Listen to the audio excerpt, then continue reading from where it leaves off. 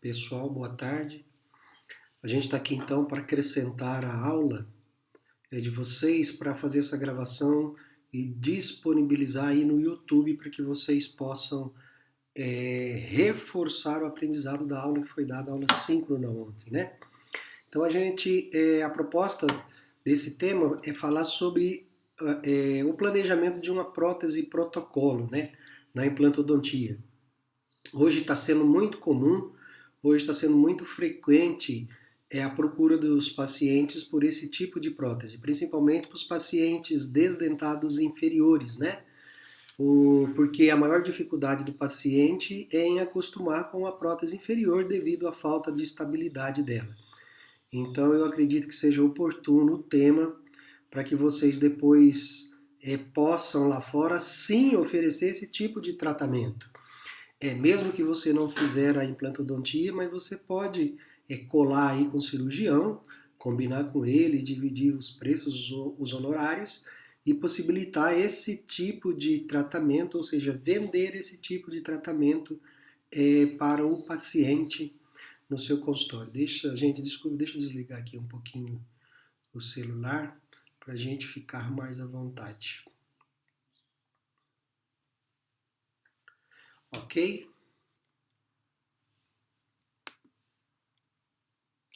Então, na verdade, quando a gente fala em prótese protocolo, o desenvolvedor desse tema é o Dr. Brennemark, né, que foi o primeiro a descobrir o implante. Na verdade, os implantes surgiram aí na década de 60, 1958, através do Dr. Brennemark, para reabilitar os pacientes com essa necessidade, e o qual ele chamou esses pacientes de inválidos orais, aqueles pacientes que não possuíam dentes na boca, certo? Então, esse protocolo foi desenvolvido para esse tipo de paciente. E é chamado então de protocolo primitivo, né? Aliás, hoje tem dois tipos de protocolo. O protocolo que a gente vai mostrar para vocês a seguir é um protocolo mais recente, aonde você instala os implantes e já posiciona a prótese, pelo menos em caráter provisório, uma prótese sobre os implantes agora, no momento da cirurgia. Mas por muito tempo foi feito o protocolo primitivo de Brennemark, que se faz até hoje, né? Como é que é esse protocolo? Você instala os implantes na maxila ou mandíbula, espera o período de osseointegração, depois sim molda e vai fazer a prótese. Mas enfim, vamos lá. O protocolo do primitivo é de 2 fases cirúrgicas, né? Faz-se a primeira cirurgia, espera o tempo de osseointegração, faz a reabertura, colocação e instalação dos cicatrizadores, espera os 28 dias e inicia-se os procedimentos de moldagem, certo?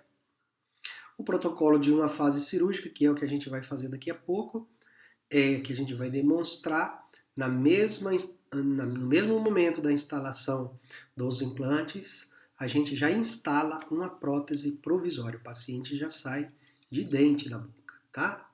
Então, protocolo de Brennemark com carga imediata. O protocolo ainda continua sendo de Brennemark, né? Porém, com um conceito mais moderno, né? O planejamento, como é que se começa? O planejamento é bem característico no início dos procedimentos implantodônticos juntos, somados com a confecção de uma prótese. Então, olha lá, planejamento protético. Não difere na sua essência de qualquer outro tipo de prótese, né? Ou seja, você vai fazer anamnese, vai pedir os exames para o paciente, exame de tomografia, exame hematológico, enfim, todos os exames que se fizer necessário. Montar os modelos em articulador semiajustável, né? Para verificar toda a possibilidade que você tem. Vale a pena aqui a gente frisar que relacionado aos exames de imagens, é importante que você utilize do recurso de fazer uma tomografia, principalmente para a maxila. Na mandíbula até dá para você fazer, a gente percebe que os cirurgiões operam muito utilizando apenas radiografias panorâmicas para a mandíbula. Mas na maxila até porque o osso é mais esponjoso, é mais complicado, né? Então, para você ter um cuidado maior, é importante que você faça o pedido da tomografia. Visto que a radiografia panorâmica, ela te dá uma distorção aí de aproximadamente 20% em relação ao real, né? E a tomografia, e outra coisa, a radiografia panorâmica, ela te dá mais uma noção do osso na vertical, enquanto que a tomografia te dá uma noção em vertical e horizontal, em largura também, que é importante em muitas das situações. O planejamento continua, você vai fabricar uma prótese convencional, todos os passos que você realiza para fabricar uma prótese convencional, você vai fazer aqui também, depois que você vendeu o tratamento para o paciente, certo? Fazer uma prótese superior e uma inferior, ok? Vai moldar com alginato, vai fazer moldeira individual, chapa de prova, registro de linhas e planos, enfim, tudo aquilo que a gente fez no 6º período e que alguns de vocês já devem ter feito aí no 7º período. Acredito que sim. Após isso, a gente vai fazer então a elaboração da guia cirúrgica. Aqui está uma guia melhor elaborada, vocês, né? Eu acho que já conhecem, a gente já falou esse tema para vocês, utilizando as canaletas guias. E aqui uma guia cirúrgica mais simples, porém a gente tem utilizado esse tipo com maior frequência, que é mais barato e é tranquilo. Dá para perceber nessa guia cirúrgica inferior que a preocupação aqui foi abrir a região lingual, né? A região lingual. Por quê? Porque nesse tipo de prótese nós não estamos muito preocupados com o posicionamento ideal dos implantes ao longo eixo do dente. Quando você vai fazer uma coroa unitária, aí sim, ou quando vai fazer um protocolo cerâmico, que as coroas vão ser 10 coroas em cerâmicas, não vai ter flange, não vai ter aquela parte rósea, aí sim você tem que se preocupar para que o implante seja inserido no longo eixo do dente que existia ali, ou que vai existir ali na confecção da prótese. Nesse caso não, porque a região vestibular vai ter aquela parte rósea ainda, vai ter a flange, né? Essa parte rósea aqui, claro que vai ser diminuída nesse tipo de prótese, mas ainda vai ter. Então, na verdade, ela mascara possíveis mau posicionamento dos implantes no sentido mesiodistal. Então, a preocupação maior do cirurgião, quando vai instalar esses implantes numa prótese protocolo, é colocar ele em uma posição ideal no sentido vestíbulo lingual, ou seja, mais lingualizado. A preocupação no sentido mesiodistal não é tão preocupante. Deve se preocupar sim, mas não é primordial. É primordial sim no sentido vestíbulo lingual, porque se ele instalar esses implantes muito para vestibular, no momento da instalação da prótese, o parafuso pode tender a sair por vestibular, e aí sim é um complicador. Enfim, esse caso aí a gente fez clonando a prótese antiga do paciente, ou seja, o paciente chegou, portador de prótese total superior e inferior, e queria fazer principalmente na inferior a prótese, né, para melhorar a segurança. Como ele já tinha uma prótese antiga, a gente pode utilizá-la como referência para a inserção dos implantes. Então, para seguir esse caminho, a gente clonou a prótese antiga. Vamos ver como que isso é feito.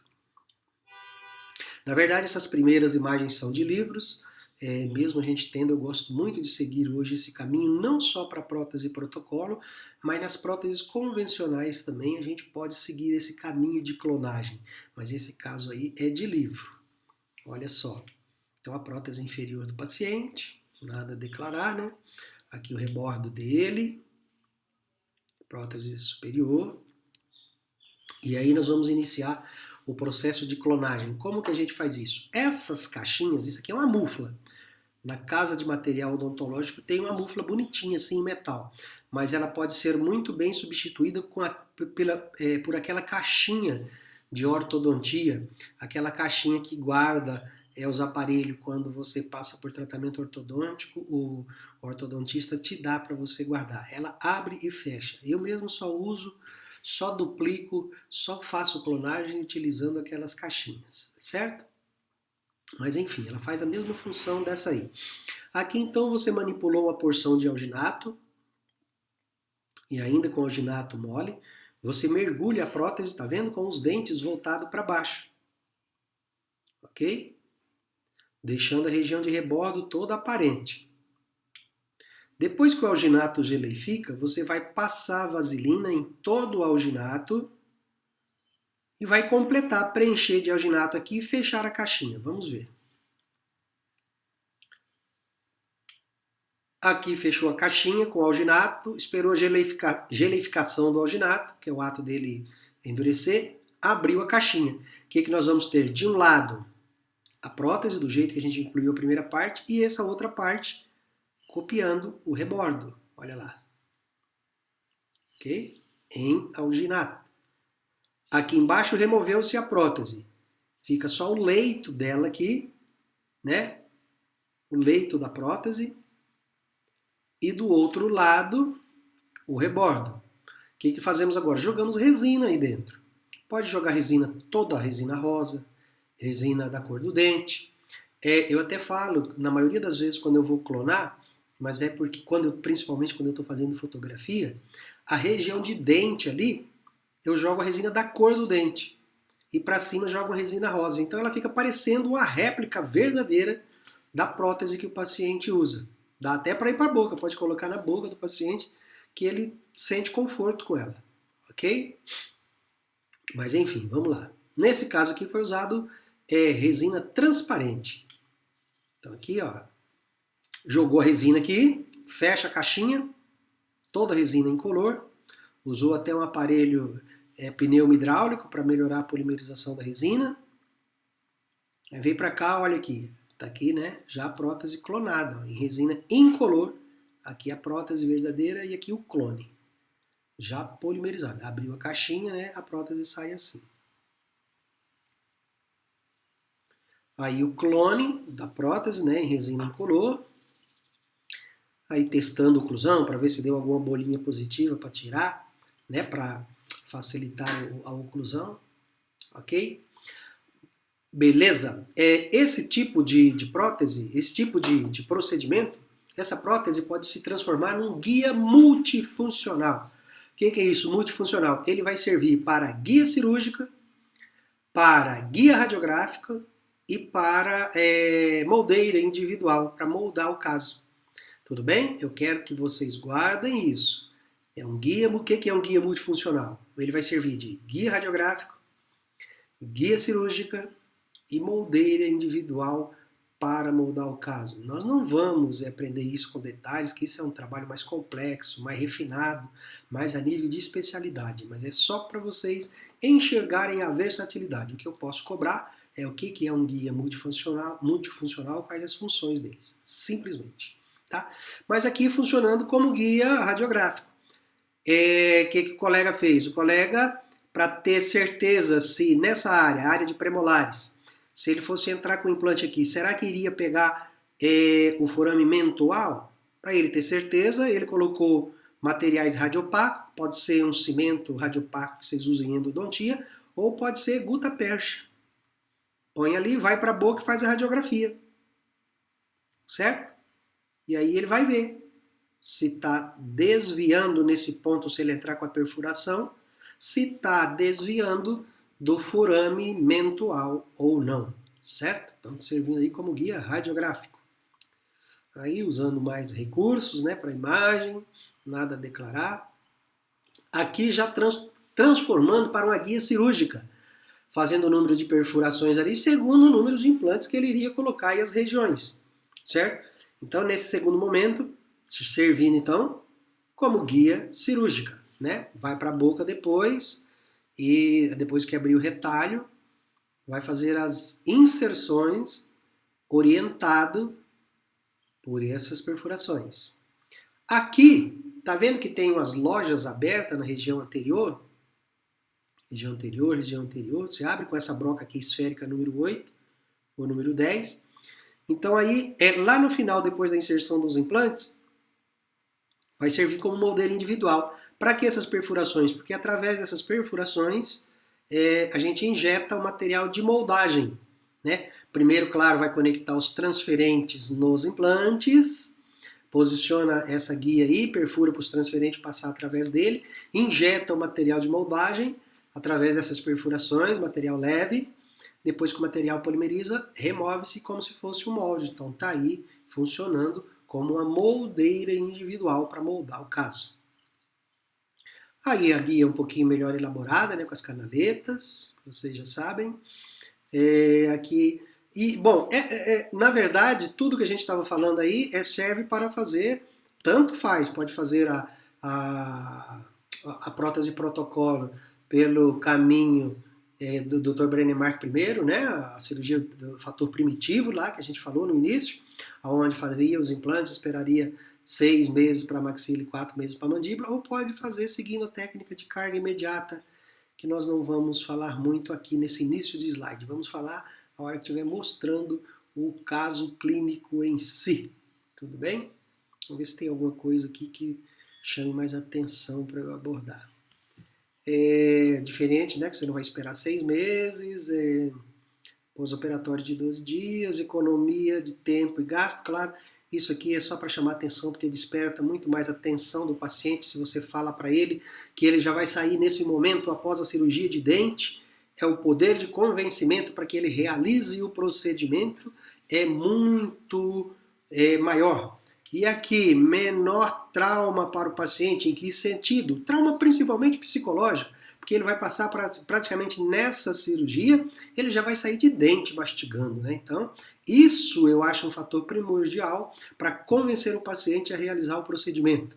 Diferente do que se você falar para ele que ele vai ter que ficar sem usar a prótese ou vai continuar usando a prótese dele velhinha, que nesse momento se torna até mais ruim a estabilidade dela, que já era defeituosa, já era problemática, porque esse foi o grande motivo dele ter te procurado para fazer os implantes. Então, nesse momento, se ele for sair com ela em caráter provisório, ela vai sair pior, porque a qualidade de adaptação dela, depois que você faz os implantes, deixa a desejar em relação ao rebordo. Estou adiantando aqui, falando um pouquinho rápido, né? Acho que vocês estão percebendo. Eu quase não falo rápido, né? Mas é para ver se a gente diminui o tempo de aula, porque senão fica muito pesado. Aqui as chaves necessárias para você trabalhar e vamos iniciar sim o protocolo pela utilização de carga imediata, não então pelos princípios do protocolo primitivo de Brennemark. Eu vou terminar os implantes e já vou colocar a prótese em cima. A gente vai comentar alguns pré-requisitos que se faz necessário para realizar este procedimento. Quantos implantes são suficientes para segurar a prótese? Gente, hoje é consenso na maioria no mundo de que para a mandíbula 4 a 6 implantes, sendo que se usa média de 5 implantes de 10 milímetros, certo? Para a maxila 6 a 8 implantes. Isso normalmente é consenso no mundo inteiro para a realização desse tipo de procedimento. Na maxila um pouco mais o número de implantes, porque o osso é esponjoso, o osso é mais mole, então para resistir à força há necessidade da colocação de um número de implantes maior. Vocês vão verificar, o professor Rui vai dizer isso para vocês com muito mais propriedade, que o osso mais duro encontrado no corpo humano é nessa região anterior da mandíbula, entre os forames mentual, né? O osso tipo 1. Por isso que você pode colocar um número menor de implantes e com certeza vai segurar o mesmo número de dentes que você vai colocar na maxila. 10, 12 dentes, certo? Então, 6 a 8 maxila, 4 a 6 para a mandíbula, média 5. Pode fazer com 4? Pode sim, também dá. Aí a guia cirúrgica, né, que nós utilizamos. Essa paciente a gente fez no curso de especialização, foi feito pelos alunos em Poços de Caldas. A gente acompanhou todo o caso.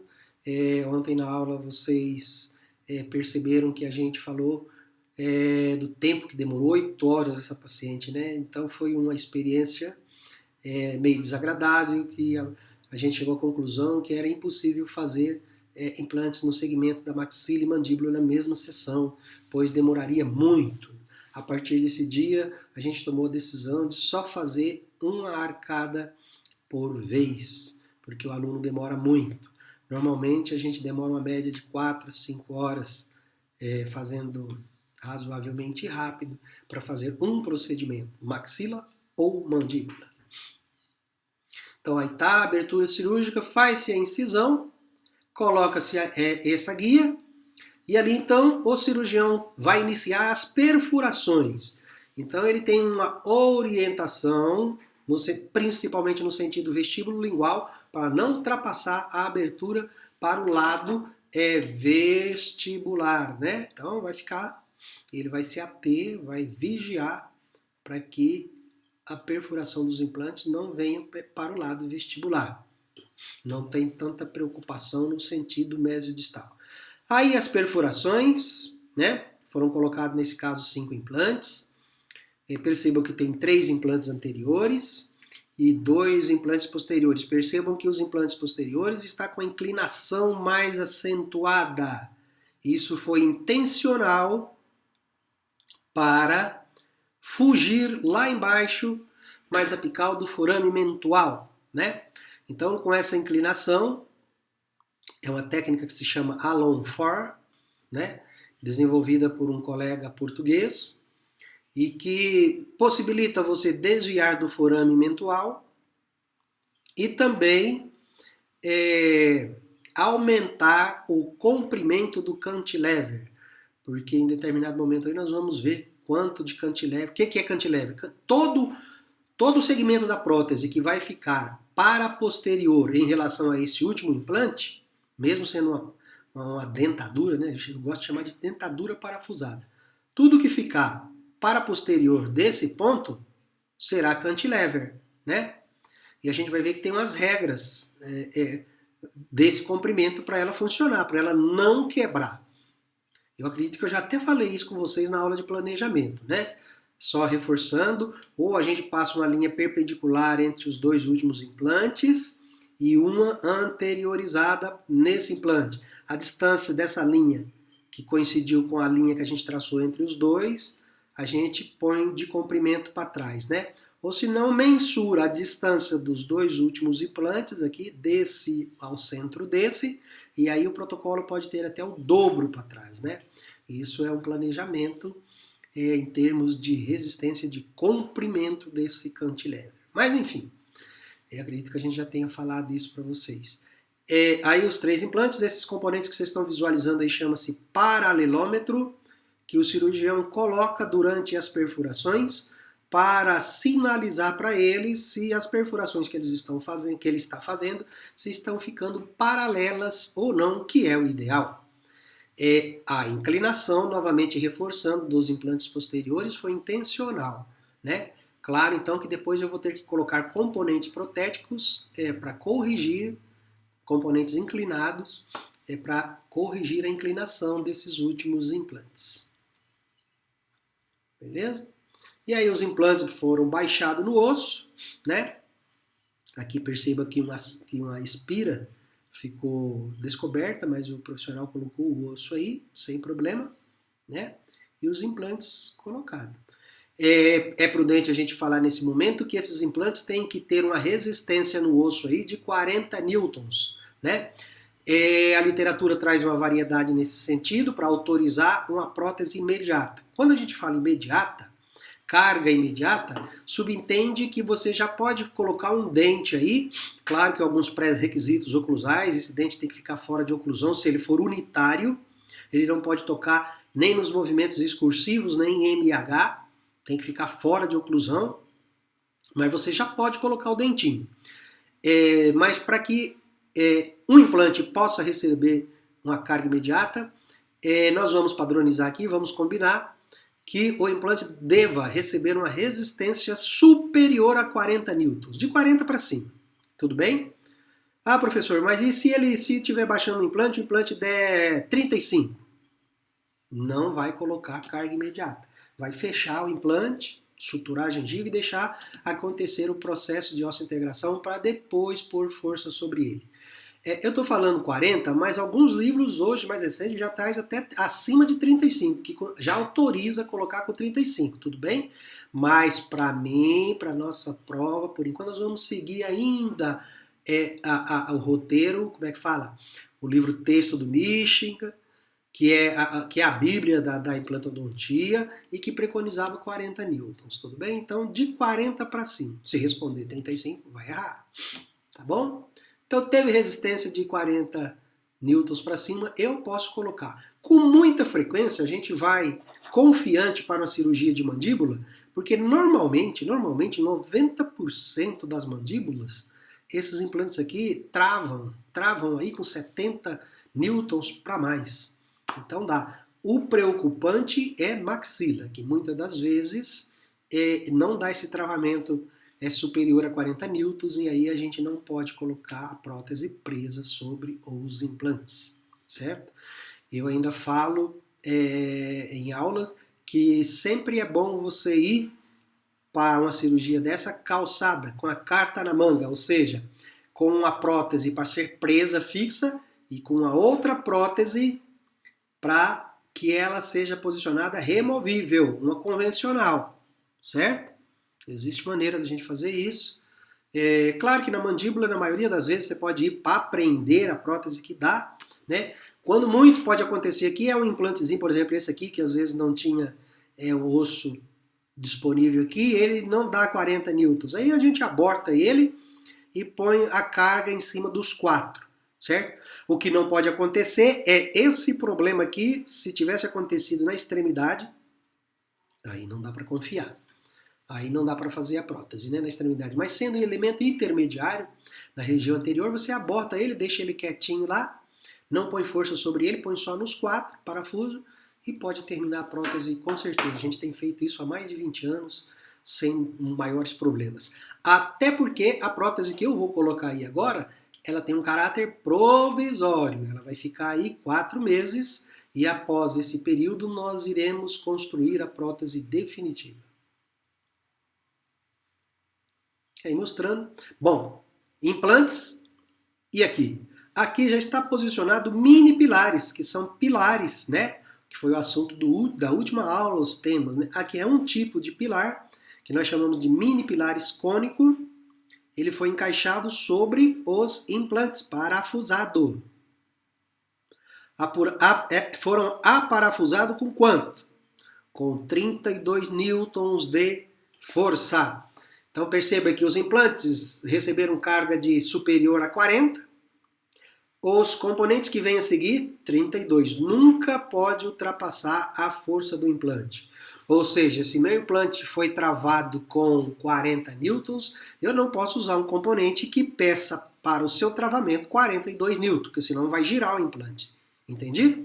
Então sempre, todos os componentes que a gente usa em sequência, é a quantidade de forças, quantidade de força que se exige para travar ele, para segurar, deve ser menor do que o último componente que você colocou. Mini pilares pronto para segurar a prótese. Sutura se o caso. E aí vamos baixar a prótese aí. É claro, gente, então nesse momento eu só começo a fazer a cirurgia, eu só autorizo a cirurgia para o cirurgião a hora que as próteses estiverem prontas. Então nesse momento a prótese já está ali no copinho com glutaraldeído pronta para eu parafusar aí, né? Certo? Foram colocados então os componentes de 30 graus lá atrás para que eles pudessem ficar, depois corrigindo a inclinação, com 30 graus eles ficassem o mais paralelo possível em relação a esses outros anteriorizados. Outro componente, implante, mini pilar, foi um pilar que a gente colocou, e agora o cilindro do mini pilar. É um cilindro que se encaixa ao mini pilar, esse componente, né? Na verdade é ele que vai ficar no interior da prótese, ele vai ser aparafusado sobre o mini pilar, esse parafusinho vai entrar aqui, ó, e eu vou aparafusar em cima do mini pilar. Quanto de força? 10 newtons. Implante superior, igual ou superior a 40, mini pilar 32 newtons, cilindro do mini pilar 10 newtons. Tá aí ele. Aí posicionando, experimentando, né? É claro, o fabricante manda ele longo, aí eu vou adequar, cortar ele em função da necessidade que eu vá precisar. Tudo bem? Aí a prótese, né? Essa prótese está com essas perfurações, aonde deverão encaixar nos cilindros. Só que esse trabalho estava redondinho, sabe? Mas é muito difícil acertar os furinhos assim, né? E a prótese ficar certinha, ocluída contra a superior.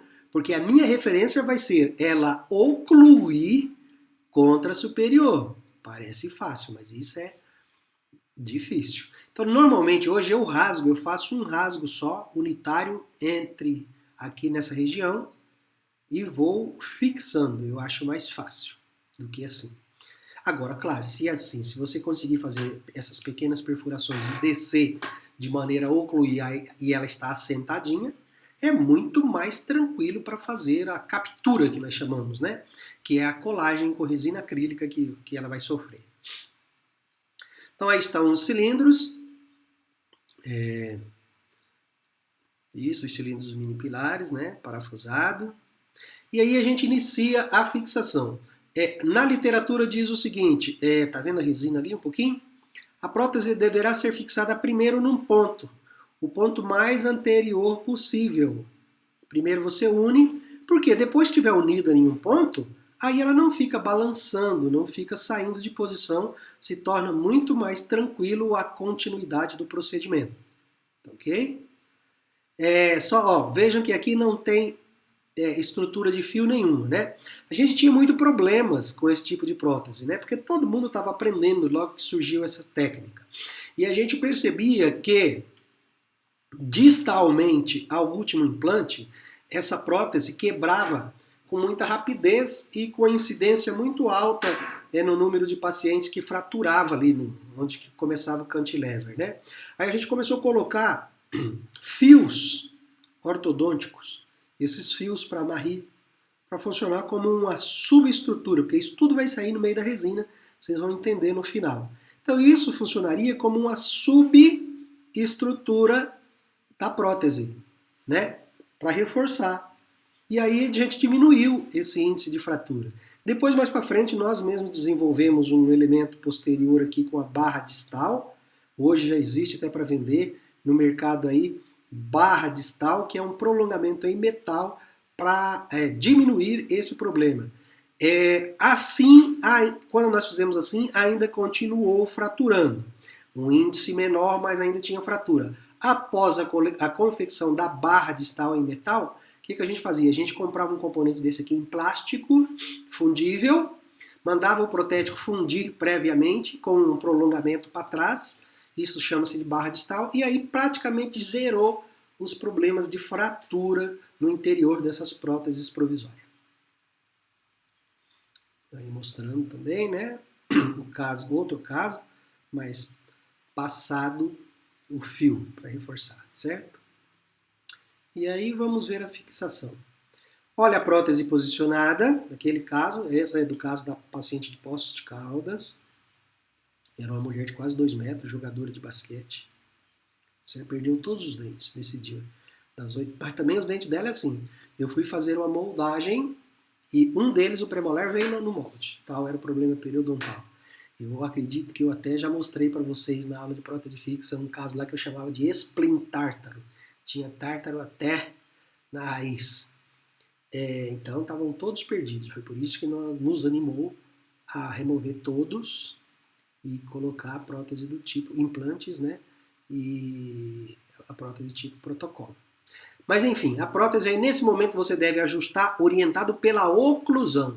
Só após a prótese estar encaixadinha, o paciente fechando a boca, ocluindo, é que está autorizado a você fazer a união em resina nessas áreas. Né? Vai colocar a resina aqui para a resina grudar em volta desse tubo, desse cilindro. Com cuidado para não cair resina aqui dentro, porque tem um parafuso aqui. Senão eu não tenho acesso. O que a gente faz? A gente tampa com a fita de teflon nesse momento. Pode deixar ela alta. Não tem problema nenhum deixar ela alta. É melhor ela ficar alta, feia aqui. do que cair resina aí depois você ter que limpar, né? Então tá aí, no outro caso. E aí, ó. Aí faz a união e pede para o paciente fechar a boca, ocluindo, para que a polimerização da resina aconteça com a prótese bem posicionada, ocluída. Porque se ela ocluir em lateralidade um pouquinho para lá, um pouco para cá, acabou, né? E a trabalheira que dá. Você deixa ela polimerizar, vai retirar essa prótese daí para dar o acabamento. E claro que ela não vai ficar mais com esse comprimento dessa flange. Flange é toda essa parte rósea. Aí a gente pode diminuir, porque o conceito dessa prótese após a fixação nos implantes é implantorretida. A sua segurança vai ser dada pelos implantes. Ela não encosta em ponto nenhum na gengiva. Por isso que é uma tranquilidade, porque aqueles problemas que a gente tem de uma prótese convencional, de instalar, e o paciente amanhã cedo está batendo na sua porta reclamando que a prótese está machucando, nem vai reclamar que está machucando, nem vai reclamar que está caindo, né? Então é uma das grandes vantagens que eu vejo. Por isso que, terminando esse ato cirúrgico aí, o paciente pode sair daí e mastigar. Desde que lá na área cirúrgica, né, o alimento não vá lá e possa doer depois da anestesia, ele pode mastigar aí tranquilo, que ele não tem dor nenhuma, teoricamente. Tá bem? Então, em uma outra vista aí, ó, né? Então, já uniu ali razoavelmente. Ainda falta, tem defeitos, né?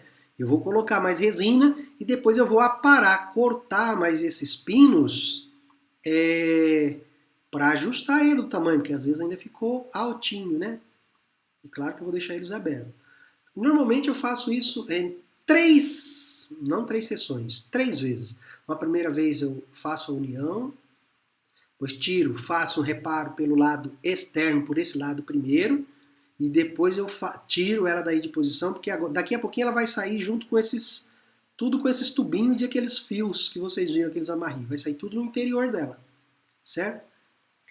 E depois eu faço um ajuste internamente, né? Para melhorar. Vamos ver se dá para visualizar isso. Olha lá, tirei da boca, mas percebam que ainda tem defeito ali, né? Olha lá. Aí o ajuste interno que eu falo ali, ó, onde tem essas bolhas de resina, eu coloco a resina com cuidado. Externamente dá para você perceber, deixa eu voltar um. Aqui você pode colocar resina e fazer sem voltar para a boca, né? Você só vai se preocupar em deixar a abertura do parafuso, por onde vai passar o parafuso ali livre. Não tem problema. Mas aqui eu tenho que colocar resina nesses defeitos. Olha lá um pedacinho do fio aparecendo, tá vendo?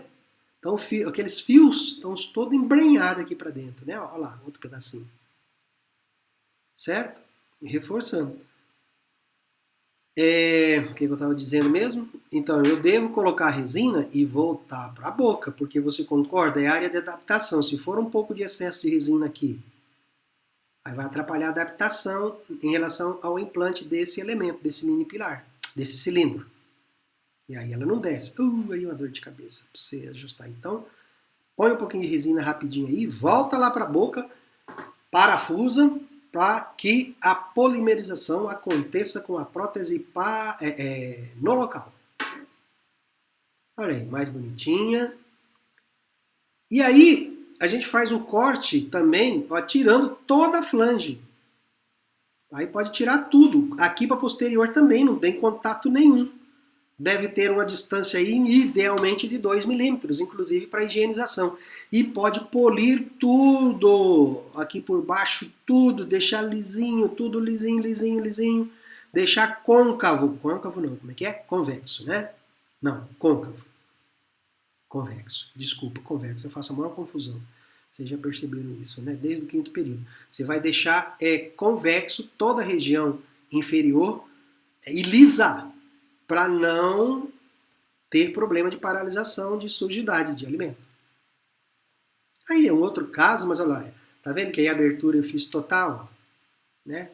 Eu fiz abertura aqui no lingual e está iniciando aí o processo de captura. Mas enfim, aí leva para a boca, aí aqui é tudo continuidade do que a gente falou, né? Vamos ver se tem alguma coisa para falar. Certo? É um outro caso aí com a chavinha mostrando, parafusando. Você vai tirando, ela sai feia aqui ainda essa parte, né? Mas você vai remendando, vai colocando material aqui, voltando para a boca, até ajustar para liberar o paciente. Olha lá, aí já está mais bonitinha, né? Essa região aqui, ó, é convexa, né? Côncava. Você vai desgastar e deixar tudo expulsivo para não ter problema de sujidade, de agarrar. Você vai cortar tudo isso. Olha lá, com a broca, tira, deixa convexa, tudo, tá vendo? No final, então não tem mais aquele coxinho, né, posterior, tá vendo? Está convexo, convexo, convexo e liso, pode carcar a escova. Na prótese convencional, impossível, eu não devo polir nunca a região de adaptação, porque isso vai fazer com que a prótese segure melhor na boca do paciente. Já nesse caso, não, eu quero lisura, lisura, lisura, lisura, lisura, para não agarrar alimento, sujeira, para facilitar o processo de higienização. Depois disso, então, vai para a boca, né? Mandando ali fazer lateralidade, fazer os ajustes, os polimentos e vai parafusar. Parafusar quanto? Com 10 newtons de força, que é o que a empresa fabricante do cilindro, a Neodent, autoriza para esses cilindros, certo? O paciente vai ficar 4 meses com isso aí. Ah, olha aí, lembra? Acho que eu já mostrei esse caso para vocês. Essa paciente chegou com desse jeito, com essa boca assim, gente. Acho que foi esse prezinho aqui que no dia que eu moldei, ele veio junto com a moldagem. Mas é brincadeira, né? Olha lá, então ela veio, chegou assim e saiu assim no mesmo dia. A prótese superior, ela foi embora com a prótese convencional. Fez os implantes, os 6 a 8, não me lembro, e foi com ela convencional, ela saindo, soltando. A de baixo já foi presa. Pode-se fazer carga imediata na maxila? Pode-se também. No começo, logo que saiu a técnica, se fazia com muita rotina carga imediata na maxila. Mas devido aos problemas que foram acontecendo, ou seja, a perda de implantes por deficiência de osseointegração era muito maior na maxila. Então, hoje se faz com cuidado. Hoje até se faz mais do que há 10, 15 anos atrás. Mas hoje, no meu consultório, a gente abortou e nos cursos de especialização que a gente trabalha, a gente procurou traçar esse protocolo. Superior não faz carga imediata. Faz carga imediata só inferior. Só se o paciente insistir muito. Um caso ou outro a gente faz, mas como rotina, como protocolo de trabalho, não. Prefere-se colocar os implantes, instala-se uma prótese convencional e espera-se 6 meses para aí depois abrir os implantes e fazer o protocolo primitivo, né, de Brennemark, fazer aí moldando, fazer tudo desse jeito, só que no laboratório com mais tranquilidade. E aí os implantes já ósseo integraram. Tá bem? Gente, obrigado.